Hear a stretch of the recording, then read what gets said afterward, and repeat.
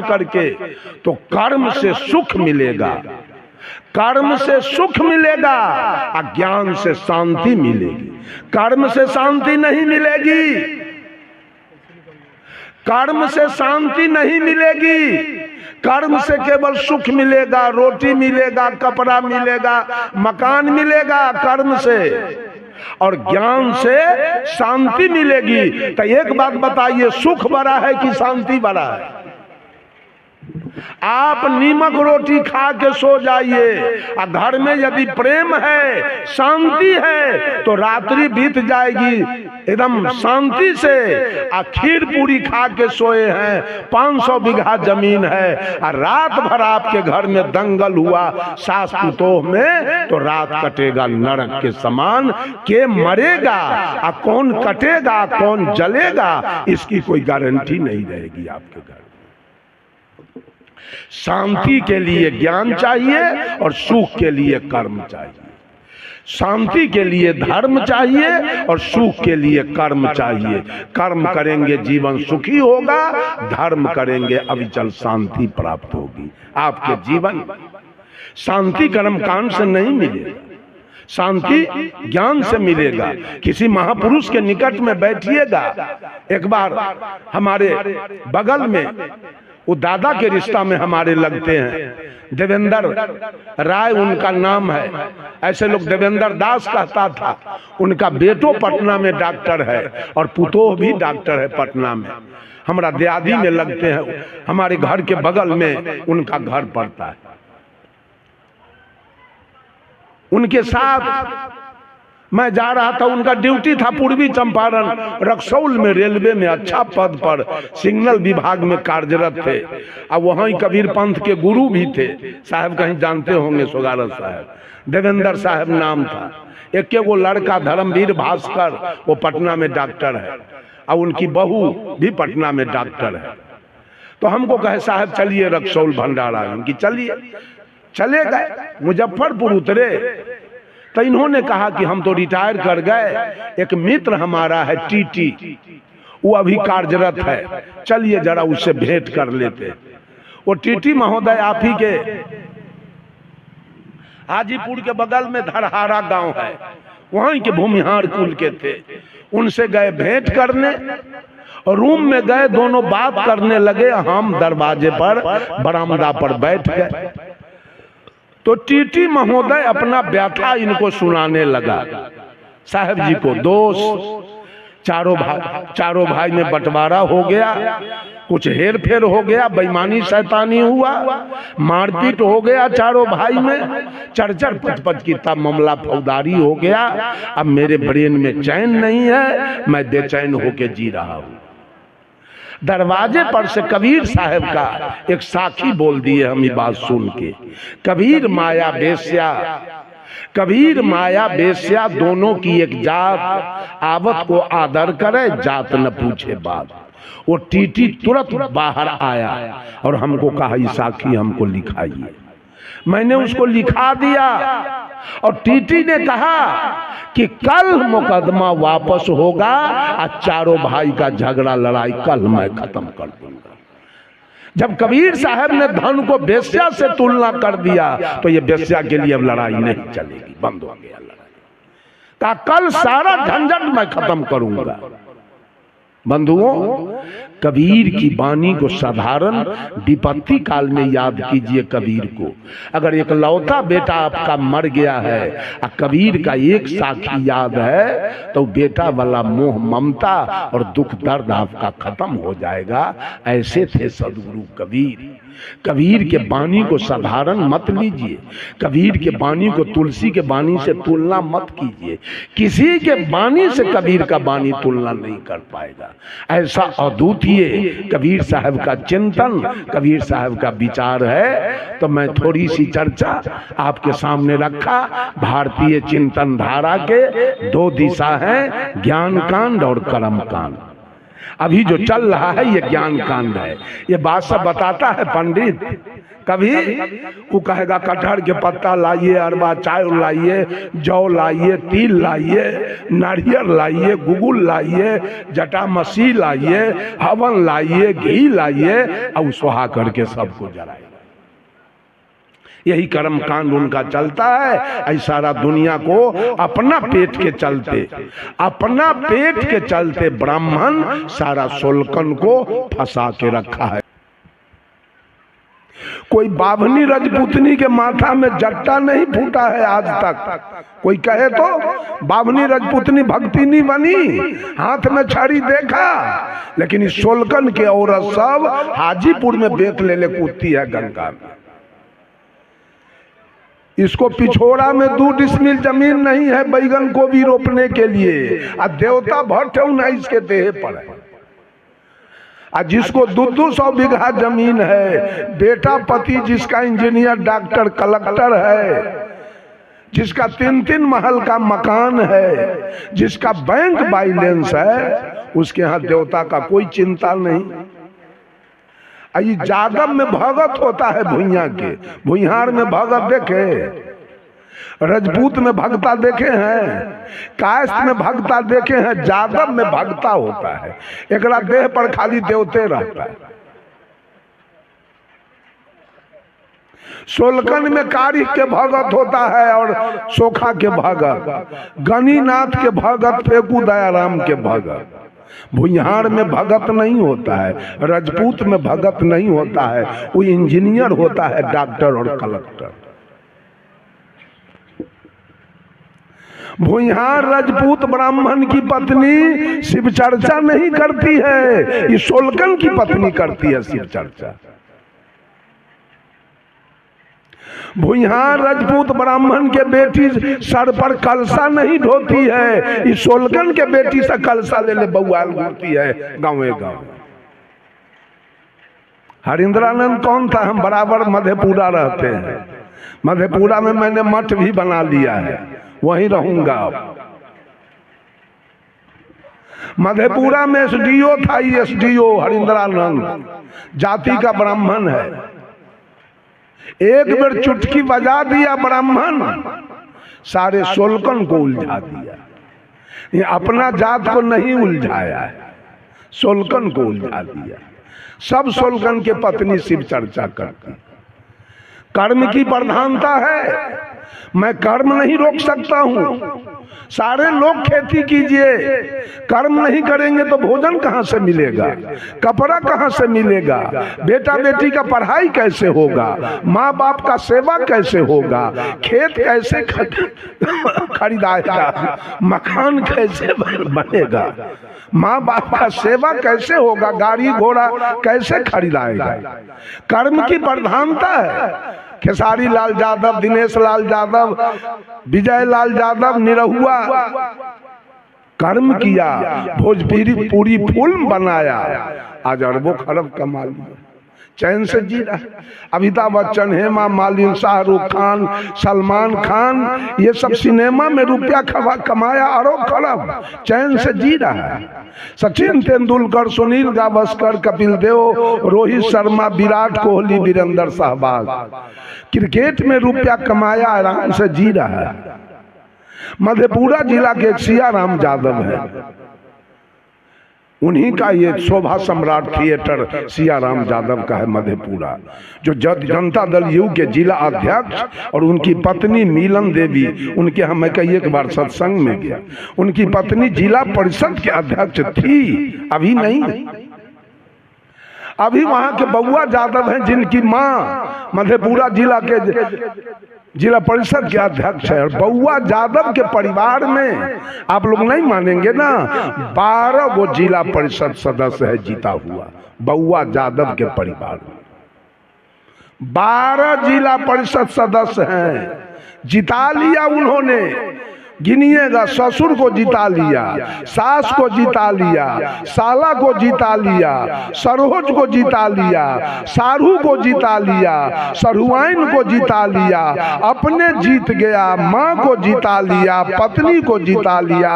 अरे कुमारखंड ब्लॉक में एक यादव है, परमानंद यादव, अभी 1200 बीघा जमीन उनके पास है, उसको जाके हरा दिया ये बउआ यादव।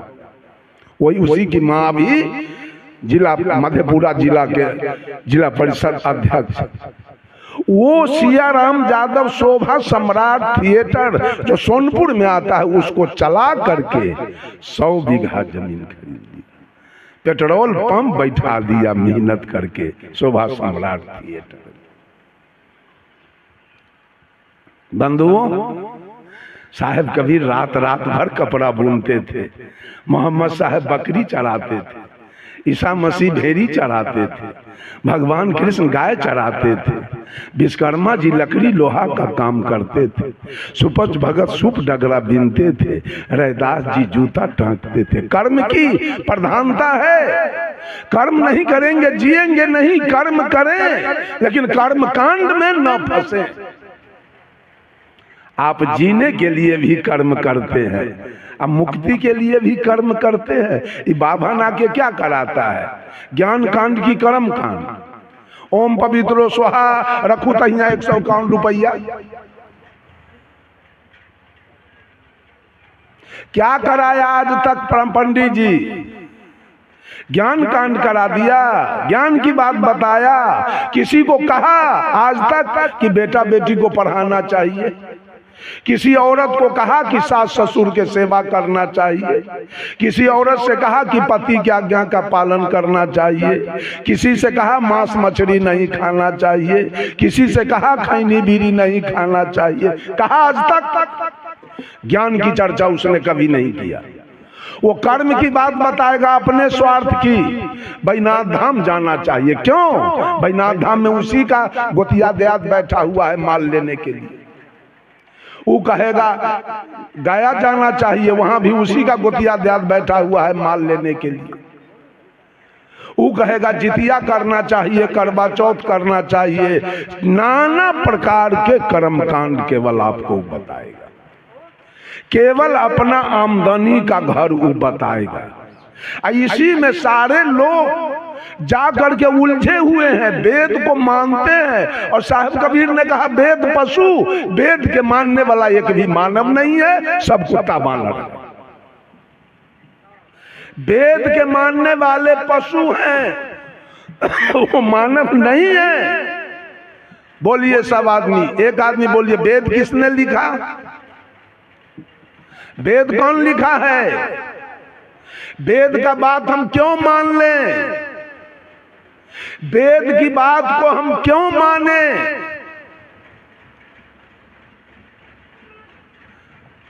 अगर पूरे विश्व के अंदर साहब कबीर ने कहा झगड़ा एक बरो हो राजा राम, जो निर्वारे सो निर्वाण, ब्रह्म बरागी जहां मां से आया,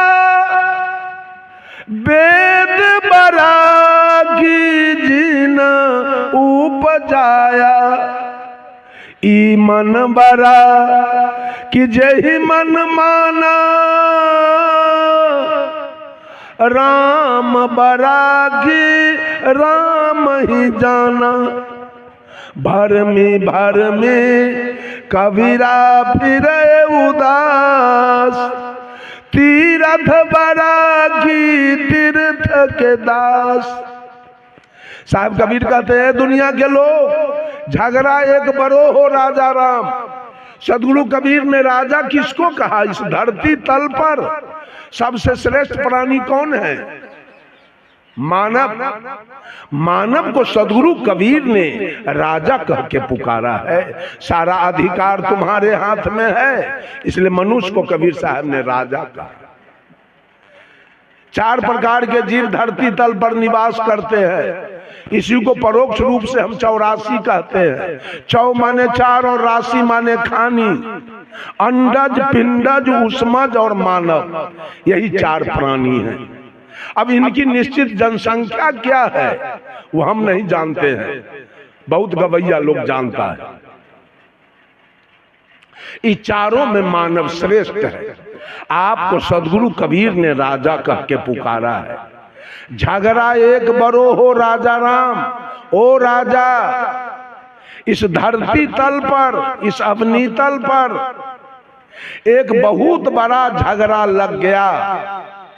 क्या लगा है? कबीर को छोड़कर और बुद्ध को छोड़कर जितने धर्म धुरंधर लोग हुए, जितने धर्माधिकारी लोग हुए, जितने धर्म के ठेकेदार लोग हुए, जितने धर्म के प्रवर्तक लोग हुए, सबने ये निश्चित कर दिया कि मानव से अलग, जीव मात्र से अलग, परोक्ष में, आकाश में एक परमात्मा की सत्ता है जिसके कृपा से पूरी सृष्टि चल रही। उसी परमात्मा के कृपा से खेती बाड़ी, बिजनेस, व्यापार, नौकरी चाकरी, माल मवेशी, बेटा बेटी, पढ़ाई लिखाई, रात दिन, अतिवृष्टि अनावृष्टि, ऋतु परिवर्तन, मन धरती तल पर जितने भी कार्य हो रहे हैं वही परोक्ष ईश्वर की कृपा से। और वो ईश्वर कैसा है? जिस ईश्वर के कृपा से सारे कार्य हो रहे हैं वो ईश्वर कैसा है? वो ईश्वर सर्वत्र है, एक तिल खाली नहीं है ईश्वर से, हर जगह है। मैंने उस आदमी से पूछा इसका मतलब ईश्वर वेश्यालय में भी है, ईश्वर चोरी में भी है, ईश्वर डकैती में भी है, ईश्वर दारू के भट्टी में भी है, ईश्वर गाय कटती है वहां भी है, ईश्वर जहां बकरी कटती है वहां भी है, जहां बलात्कार होता है वहां, जब तिल भर जगह खाली नहीं है, इसका मतलब सारा कुकर्म ईश्वर करवा रहा है। ईश्वर सर्वत्र है और ईश्वर सर्वज्ञ है, वो सब कुछ जानता है। इसका मतलब राम जान के अपने पत्नी का हरण कराया, वो तो सर्वज्ञ है, सब कुछ जानता है। ईश्वर सर्वेश्वर है, ईश्वर सर्वव्यापक है। तुलसीदास जी ने लिख दिया ईश्वर सर्वव्यापक है। व्यापक माने क्या होता है? जो पूर्ण रूप से भरा हुआ हो, जो आकंठ भरा हुआ हो। जैसे घड़ा में पानी पूरा भर दीजिए, उसको कहिए व्यापक। पानी व्यापक रूप से भरा हुआ है घड़ा में, तो ईश्वर इस काया में व्यापक रूप से भरा हुआ है। तो जांघ कट जाने के बाद आदमी जिंदा रहता है, हाथ कट जाने के बाद आदमी जिंदा रहता है, और गला यदि कट जाए तब रहेगा। इससे साबित होता है कि ईश्वर सर्वव्यापक नहीं है। ड्राइवर, बस चलाने वाला ड्राइवर, रेल चलाने वाला ड्राइवर, पूरा गाड़ी में वही व्यापक रूप से भरा रहता है कि ड्राइवर किसी एक सीट पर बैठ के बस को हाँकता है, पूरे बस में यात्री बैठा रहता है। उसी प्रकार से परमात्मा की सत्ता काया के किसी एक बिंदु पर बैठ करके ई काया को चला रहा है। वो व्यापक नहीं है।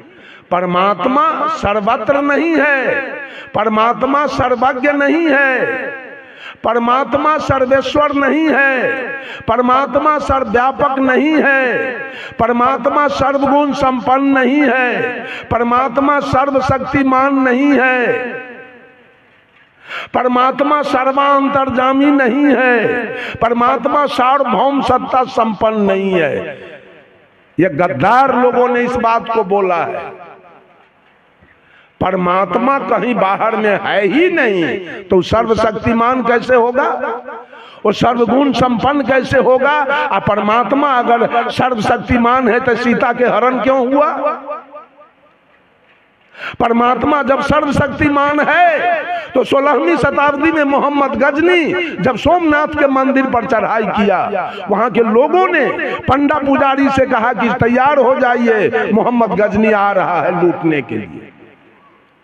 परमात्मा, वो पंडा पुजारी कहा कि आप चुप हो जाइए, परमात्मा में उतना शक्ति है कि मोहम्मद गजनी से फरियाद लेगा। परिणाम हुआ कि पूरा देवी देवता दुर्गा काली के नाक कान चीर के सब सोना चांदी निकाल के मोहम्मद गजनी चला गया और परमात्मा आपका देखता रह गया। जब 1392 ईस्वी में तैमूर लंग 99,000 सेना लेकर आया और दिल्ली के लाल किला पर चढ़ाई किया, 1 लाख हिंदू का सर काट करके और लाल किला पर बैठ के ईद का नमाज पढ़ाऊ। कहां गए आपके भगवान, कहां बैठे थे? 1 लाख हिंदू का गला कट गया, उड़ा दिया। तैमूर लंग कहां गए थे भगवान उस समय? ये सारे लोग हनुमान के लड्डू खाने वाले हैं, हनुमान के लड्डू खा रहे हैं। एक पंडित जी थे, एक मौलवी जी थे, एक पादरी जी थे और एक जादव जी थे। चारों में दोस्ती हो गई। यही सोनपुर मेला लगा हुआ था। चारों दोस्त कहीं घूम रहे थे, एक दिमाग में बात आई कि भाई सोनपुर मेला लगा है, चलिए हम लोग देखें। चल दिया। उस समय गाड़ी घोड़ा नहीं थी, पांव पैदल चल दिया चारों। सोनपुर आते आते कोन्हारा घाट 9-10 बज गया रात। पंडित जी ने कहा कि अभी हम लोग अब उस पार हरिहर क्षेत्र नहीं जा पाएंगे, रात्रि विश्राम करो यहीं कोन्हारा में, चलो किसी मठ पर कुछ भोजन बनाओ, भोजन करें, विश्राम करें, कल सवेरे उठ के हरिहर क्षेत्र का प्रस्थान करेंगे। कहा ठीक तो है, चला जाए। एक मठ पर गए और पंडित जी ने कहा भात बनाओगे, दाल बनाओगे, सब्जी बनाओगे, भुजिया बनाओगे, पापड़ बनाओगे, तिलौरी बनाओगे, बहुत समय 10 बजिए रहा है, 2:30-3 बज जाएगा भोर, खाते खाते 4 बजेगा, सोओगे कब और जाओगे कब? इससे अच्छा है कि कम समय में जो भोजन बने उस भोजन को बनाओ कि हम लोग तुरंत खा के सो जाए। जादव जी झट से कह दिए फिर तस्मई बन जाए, दूसरा कुछ बनाना नहीं पड़ेगा। झटपट में एगो पाक तस्मई बनेगा और सब लोग खा के बिछावन पकड़ लेंगे। जादव जी की बात पास हो गई। पंडित जी ने जादव जी से कहा जादव जी आप दूध खरीद के ले आइए। मौलवी को कहा चावल चीनी गरी छोहारा मुनक्का खरीद के ले आइए। पादरी जी को कहा आप जलावन और पानी ले आइए। तीनों जने गए, तीनों सामान लाने। तब तक पंडित जी मठ को बहार सोहार के तैयार किया, सारे सामान आ गया।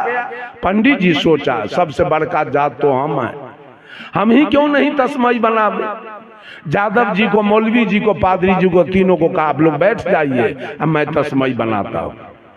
वो तीनों बैठ गए और ये तस्मई बनाना शुरू किया। तस्मई बन गया।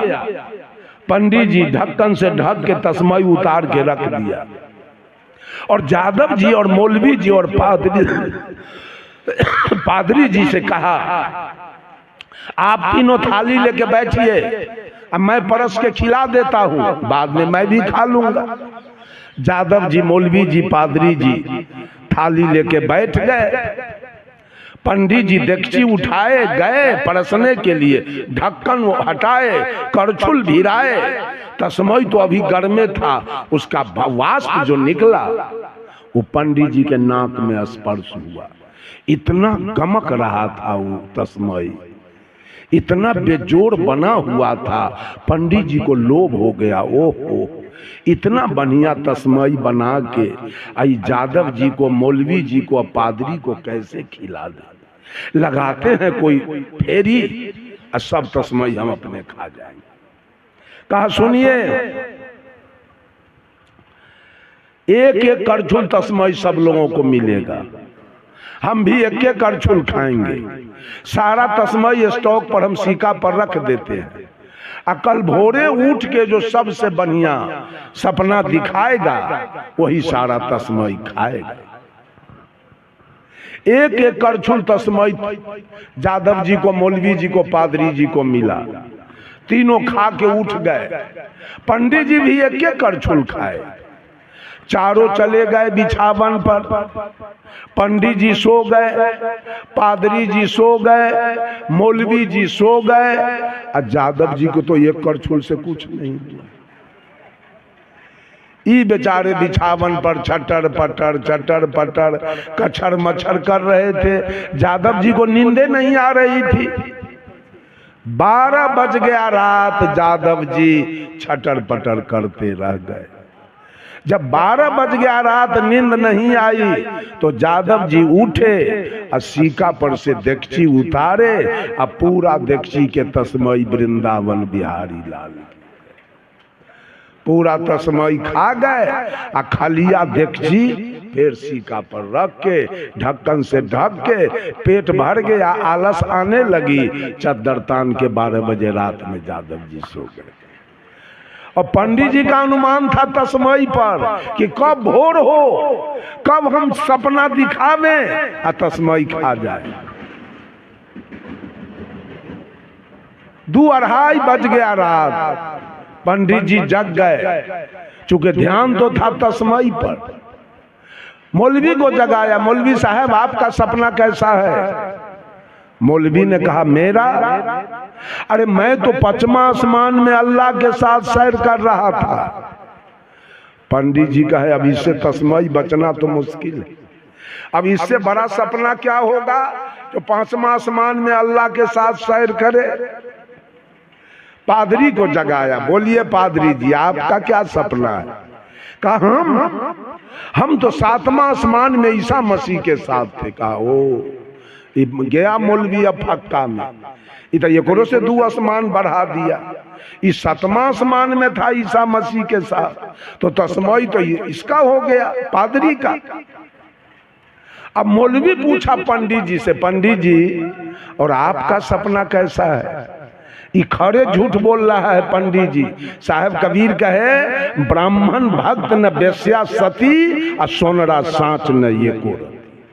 बाभन कभी भक्त नहीं हो सकता है, वो अहंकारी जात है, उछलिया है, वो बेईमान है। उसको लोग प्रणाम पंडित जी कहता है और दुनिया को पार उतारने का ठेका वो लिया है। साहब कबीर कहे बाभन को कभी मुक्ति नहीं मिलेगा, और न सोनार को मिलेगा और न बनिया को मिलेगा। ये तीनों को नहीं मिलेगा। बनिया कितनो ईमानदार होगा तन का डंटी मारिए देगा। अकायत कितनो ईमानदार, ये सोनार कितनो ईमानदार होगा तो तन का चोर होबे करेगा निश्चित रूप से। क्या हुआ? पूछा आपका सपना कैसा है पंडित जी? इन्होंने क्या कहा? हरा हरी झूठ बोल गया।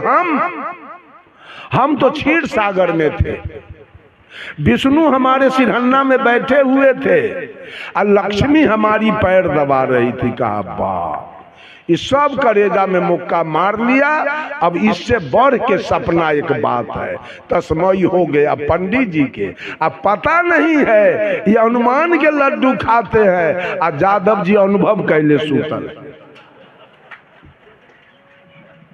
सवेर हो गया, 7 बज गया दिन, यादव जी फोंप काटे। उनको कौन हड़बड़ी है? तस्मई तो गायब है, हड़बड़ी तो ये तीनों के है।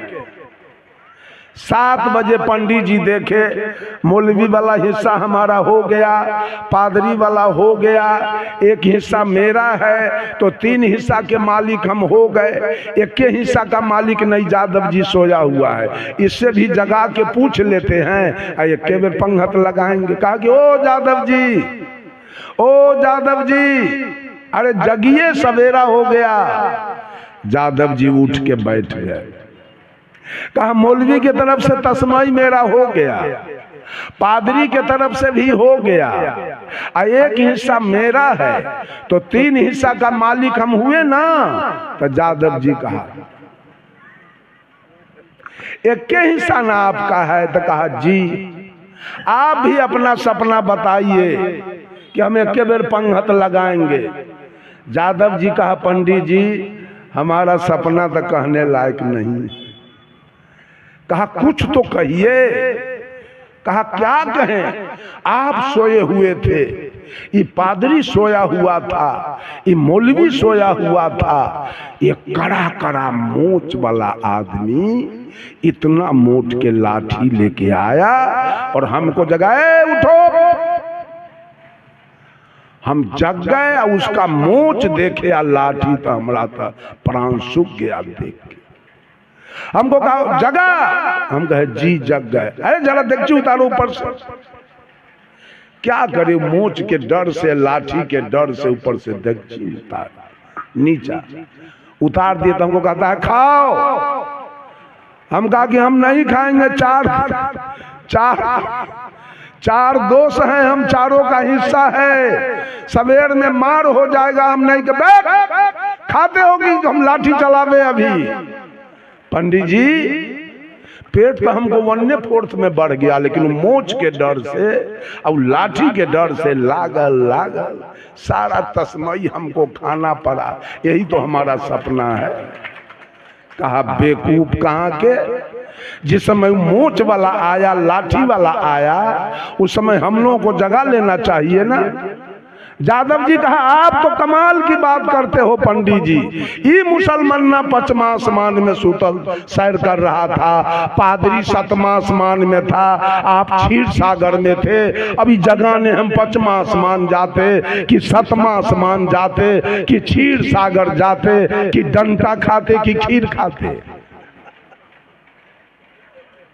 इस सारा दुनिया अनुमान का लड्डू खा रहा है। भगवान पूरब में है, भगवान पश्चिम में है, भगवान उत्तर में है, भगवान दक्षिण में है, भगवान आकाश में है, भगवान धरती पर है। कहाँ कहाँ है? कबीर साहब एक महिला से पूछे, कहो रे सखी एक बात कहूं। ऐ सखी एक बात पूछ रहा हूं। कहा पूछिए। कहाँ खसम ठहरायो जी। सखी तेरा दुल्हा कहाँ रहता है? दुल्हा मीन्स परमात्मा। तेरा दुल्हा कहाँ रहता है? तेरा परमात्मा कहाँ है? तो सखी कहती है आकाश में ऊपर। कहाँ है दुल्हा? आकाश में। तो साहेब कबीर का है दुल्हा आकाश, और दुल्हन कहाँ है? दुल्हा आकाश में है और दुल्हन कहाँ है? दुल्हा आकाश पताल में दुल्हन कैसे कछो मेटायो जी। दुल्हा हो पंजाब में और दुल्हन हो कैथोलिया में, क्या वो बाल बच्चा होगा? दुल्हा है आकाश में और दुल्हन सब है धरती पर। क्या वो काम बनने वाला है दुल्हा से? बनेगा कुछ है बनने वाला? सब आदमी गुलाम बन गया है पंडित के। ये सारे गुलाम बैठे हैं, मालिक नहीं बैठे हैं, ये सारे गुलाम बैठे हैं। ये वेद के गुलाम हैं और पंडित के गुलाम है, दोनों के गुलाम बैठे हैं।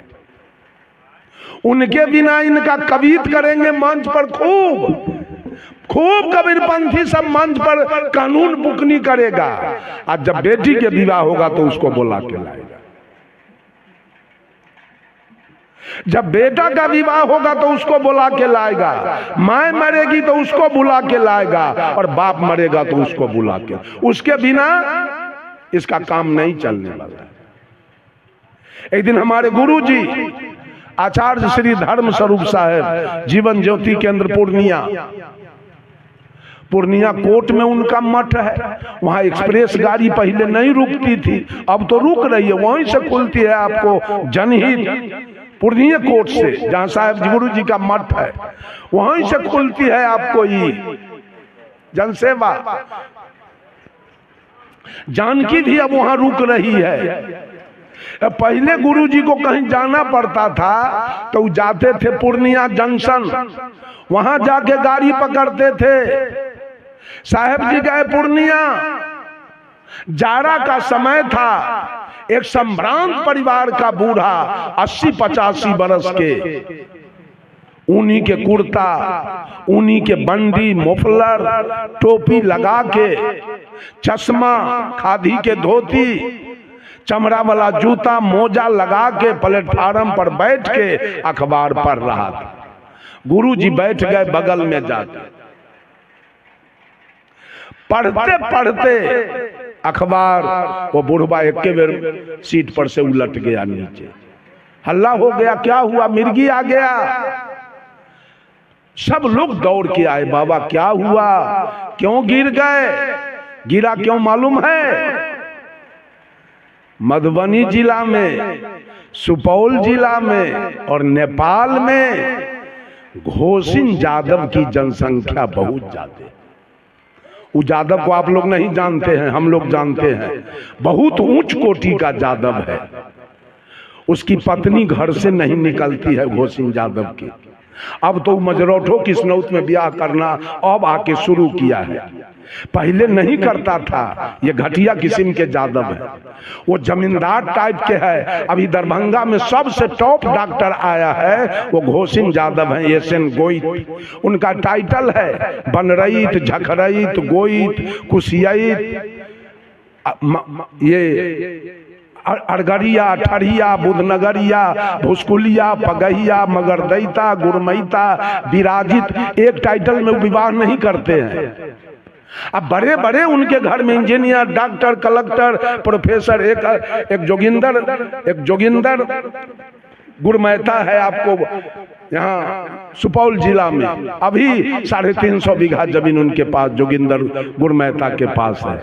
अभी एक है मनोज की विनोद, घोषिन यादव है।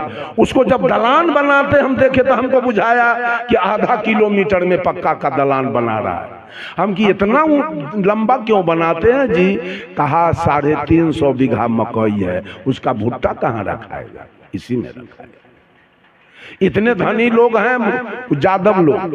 वो अखबार में लिखा हुआ था कि फलाने अरगरिया का बेटा यूपीएससी कंप्लीट कर गया, वो आईएएस हो गया, कलेक्टर। ये सुन के वो बुढ़वा बेंच पर से उलट गया, इसलिए कि वो ब्राह्मण था। देखा कि यादव का बेटा यूपीएससी पास कर गया, कलेक्टर हो गया। इस दुख से उलट गया वो बेंच पर से नीचे। अब उसको ही ग्वार बिलार सब खून पूजने के लिए बुला के लाता कि हमारा बाप के तन स्वर्ग भेज दीजिए, हमारा बाप के तन सतलोक भेज दीजिए। अरे उसको बस चले तो आपके बाप को 80 कुंड नरक में भेज देगा, ग्वार के सतलोक भेजेगा। इतना बुड़बक है। सोलकन को भेजता है सतलोक, अब बैकुंठ और स्वर्ग में। ये कबीरपंथी सब नहीं सुधरने देगा देश दुनिया के। बाम से भला सुधार देगा, लेकिन कबीरपंथी से नहीं सुधरने वाला। मैं जाता हूं बाम सेफ के कार्यक्रम में, बराबर भागी लेता हूं बाम सेफ में, हर जगह जा जा करके। वो सुधार देगा देश को, लेकिन कबीरपंथी अपना लोभ के चलते नहीं सुधारने देगा कबीर मत को कभी। बंधुओं, मेरा समय तो कुछ बेसी हो गया होगा ना, 5 मिनट बेसी हुआ है। अच्छा, रात में फिर होगा समय। अभी मन संचालक के मर्यादा का रक्षा कीजिए, पालन कीजिए। बंधुओं, कभी ऐसा नहीं होने वाला।